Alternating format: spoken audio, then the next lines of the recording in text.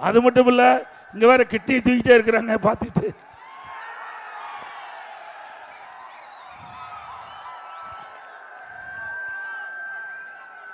நீங்க இந்த தொகுதியினுடைய சட்டமன்ற உறுப்பினர், சட்டமன்ற உறுப்பினர் தானே? பத்திரிகையில் வந்த செய்தி, ஊடகத்தில் வந்த செய்தி, வலைதளத்தின் மூலமாக செய்தி, இங்க அட்டையில தூக்கி காட்டிட்டு இருக்கிறீங்க. நெருக்காதீங்க நெருக்காதீங்க. ஆக இந்த சட்டப்பேரவை உறுப்பினர் அவரு ஒரு பெரிய பணக்காரர், அதுல இருந்து மாற்று கருத்தும் கிடையாது. அவர் எப்படி ஜெயிச்சாருன்னு நாட்டு மக்களுக்கு தெரியும், அது வேற விஷயம். அவர் திமுக கட்சி சேர்ந்த சட்டமன்ற உறுப்பினர். அவர் மருத்துவமனையில் அந்த கிட்னி அறுவை சிகிச்சையில் முறைகேடு நடந்ததாக, தம்பி தள்ளாதீங்கப்பா, தள்ளாதீங்க, அப்படியே இருக்கட்டும், தள்ளாது இருங்க. முறைகேடு இருந்ததாக அரசாங்கத்துக்கு புகார் போகுது. ஆளுங்கட்சி எம்எல்ஏ, ஆளுகின்ற கட்சி திமுக இங்கே புகார் போனதுன்னு அந்த புகாரை விசாரிக்க ஒரு மருத்துவ டீம், ஒரு ஐஏஎஸ் தலைமையில் மருத்துவ குழு அமைக்கப்பட்டு அந்த மருத்துவமனையை ஆய்வு செய்கிறாங்க.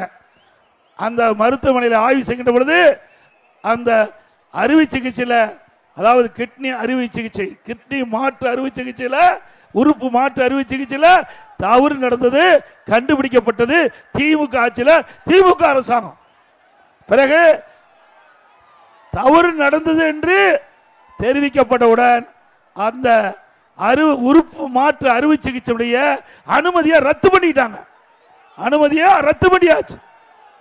ஆக ஆளுங்கட்சி எம்எல்ஏ, ஆளுகின்ற கட்சி திமுக அரசாங்கம், அந்த அரசாங்கமே முறைகேடு நடப்பதாக கண்டுபிடிக்கப்பட்டு அந்த அரசாங்கமே உறுப்பு மாற்று அறுவை சிகிச்சையுடைய அனுமதியை ரத்து செஞ்சிருக்குது.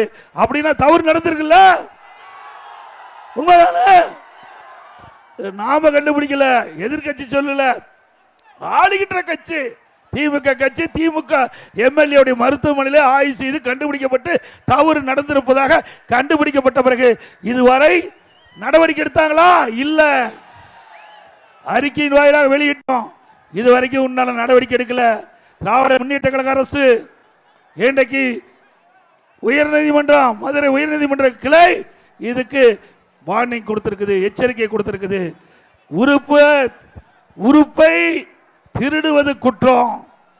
ஒரு மனிதனுக்கு உறுப்பு முக்கியம், அதை கூட இந்த அரசில் விட்டு வைக்கல. ஆக தவறு நடந்த மருத்துவமனை மீது எவ்வளவு பெரிய ஆளா இருந்தாலும் சட்டத்தை முன் சமம், அதை இந்த அரசு உடனடியாக நடவடிக்கை எடுக்க வேண்டும். இப்ப நீதிமன்றத்தில் வழக்கு இருக்குது. இன்னைக்கு நாம நிறைய கேள்விப்பட்டிருக்கிறோம், பணத்தை திருடுவாங்க, நகையை திருடுவாங்க. உறுப்பையும் திருடுற அரசாங்கம் ஒரே அரசாங்கம், திமுக அரசாங்கம். இன்னொன்று, இந்த தொகுதியுடைய சட்டமன்ற உறுப்பினர், இந்த தொகுதிக்கு சம்பந்தப்பட்டவர், அவருடைய மருத்துவமனைக்கு வந்தா இலவசமா சிகிச்சை அளிப்பதாக சொல்லியிருக்கிறாங்க. போனீங்க, பரவாயில்ல, சிகிச்சை பெற்றிருப்பீங்க.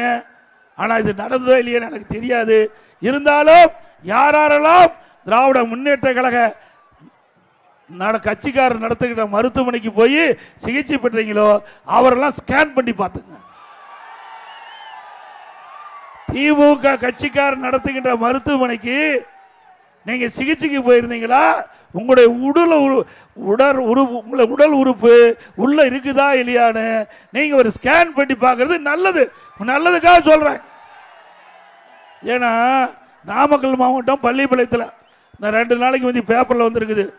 அந்த அம்மாவுக்கு கிட்னி, அந்த அம்மா கிட்னி கொடுப்பதாக தெரிவிச்சிருக்கிறாங்க, கூட்டிட்டு போயிருக்கிறாங்க. வறுமையின் காரணமா கிட்னிக்கு பதிலாக கல்லீரல் எடுத்துட்டாங்க. கிட்னி பதிலாக கல்லீரல் எடுத்துட்டாங்க. இது எவ்வளவு கொடுமை! வறுமை என்பது ஒரு மனிதனுக்கு மிக கொடுமையானது. அந்த கொடுமையை பயன்படுத்தி இப்படிப்பட்ட பணக்காரர்கள், இப்படிப்பட்ட பதவிகளை வைக்கின்றவர்கள் ஏழைகளை வயிற்றை அடித்து ஏழைகளுடைய உறுப்புகளை முறைகேடாக எடுப்பது குற்றம். நீங்கள் நடவடிக்கையை எடுக்கப்பீர்கள் என்று நம்புகிறோம். நீதிமன்றத்தில் வழக்கு இருக்குது. அனைத்து இந்திய அண்ணா திராவிட முன்னேற்ற கழக அமைந்த பிறகு இதற்கு முழுமையான விசாரணை மேற்கொள்ளப்பட்டு இந்த தவறு நடந்திருந்தால் சட்டப்படி நடவடிக்கை எடுக்கப்படும் என்பதை தெரிவித்துக் கொள்கின்றேன். நீதிமன்றமே குறிப்பிட்டிருக்குது. இது மிக மிக கொடுமையானது. ஒரு வறுமையின் காரணமாக அவள் வாழ முடியாது இருக்கிற சூழ்நிலையை பயன்படுத்தி அவருடைய உடல் உறுப்புகளை முறைகேடாக எடுப்பது எந்த விதத்திலும் நியாயமில்லை என்று நீதிமன்றம் தங்களுடைய கருத்தை தெரிவித்திருக்கின்றது. ஆகவே எண்ணி பார்க்க வேண்டும். ஆகவே ஒரு சட்டமன்ற உறுப்பினர் இன்னும் பேசுகிறார், இன்னும் அதிகமாக பேசுறார். நிருபர் கேட்கிறாங்க, இது நடந்தது திமுக ஆட்சியில், கண்டுபிடிச்சது திமுக அரசாங்கம். அவர் பேசுறார், நான் கிட்னி திருடுறதா இருந்தா அவர் சொன்னது ரோல்ஸ் ராய் கார் வாங்க, ரோல்ஸ் ராய் கார் வாங்க ஊர் மக்களின் கிட்னியை கலெக்டர் வேணுமா? இதுக்காக ஓட்டு போட்டு எம்எல்ஏ ஆக்குனீங்க. கிட்னியை புடுங்கிறதுக்காக ஓட்டு போட்டு எம்எல்ஏ ஆக்குனீங்க. எவ்வளவு நக்கலா பேசுறாரு. ஒரு மனிதாபிமான அற்ற ஒரு செயல். அது எவ்வளவு பெரிய பதவியில் இருக்கலாமோ, எவ்வளவு பெரிய பணக்காரராக இருக்கலாம், ஆனா மக்களை மதிக்க வேண்டும். இன்னைக்கு பணம் இருக்கும் போகும், ஆனா உயிர் என்பது ஒரு முறை உடல்ல இருக்கும், ஒரு தடவை போயிட்டா வராது. அப்படிப்பட்ட உயிரோடு நீங்க விளையாடாதீங்க, தயவு செய்து வேண்டாம். அது மட்டுமல்ல, அவர் பேசுகிறார், அவர் சொன்ன கருத்து எல்லா ஊடகத்திலே வந்திருக்குது. நான் ரோல்ஸ் ராய் கார் வாங்க வேண்டும் என்றால் ஊரில் உள்ள அனைவருடைய கிட்னியும் கழட்டினால் தான் வாங்க முடியும். நீ கார் வாங்குறதுக்கு மக்களுடைய கிட்னி தான் கிடைச்சதா? எந்த அளவுக்கு ஏளனமாக மக்களை பார்க்கிறார், எந்த அளவுக்கு கீழ்த்தரமாக பேசுகிறார். இவரெல்லாம் ஒரு சட்டமன்ற உறுப்பினர் என்று சொல்லுவதற்கு வெட்கக்கேடு. மனிதனை மனிதனாக மதிக்க வேண்டும்.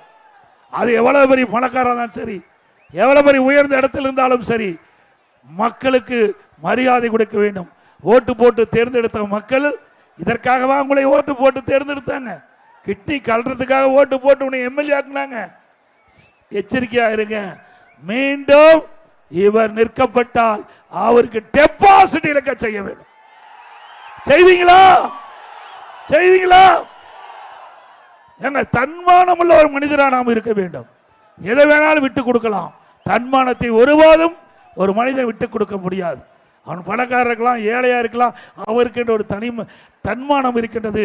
ஆகவே இன்றைக்கு நாட்டு மக்களை பற்றி கேவலமாக குறிப்பிடுகின்ற இப்படிப்பட்ட சட்டமன்ற உறுப்பினர்கள் எல்லாம் இந்த பதவிக்கு இருப்பதே ஒரு அவலமாக இருக்கிறது என்பதை மட்டும் நான் நேரத்தில் தெரிவிக்க விரும்புகின்றேன்.